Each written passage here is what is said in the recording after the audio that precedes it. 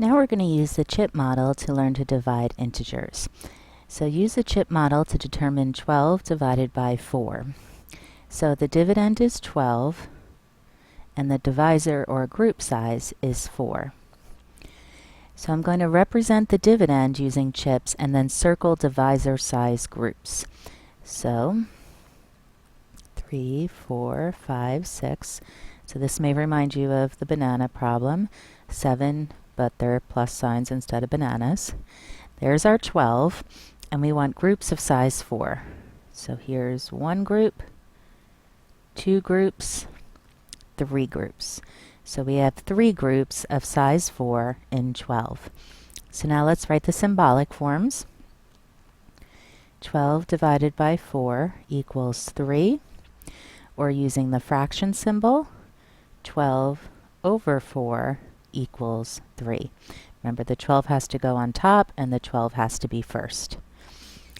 Let's look at the next example. Use a chip model to determine negative 12 divided by negative 4.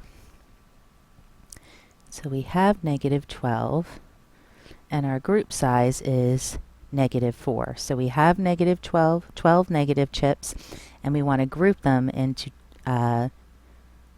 groups of size 4 negative chips. And I'm actually going to do this one a little bit differently, but it's going to look the same when we're done, but I want you to be able to think of it in both ways. So I'm going to build up groups of size negative 4 until I get to negative 12. So here's one group of negative 4. There's a second group of negative 4. Now I have negative 8 and negative 9, negative 10, negative 11, negative 12.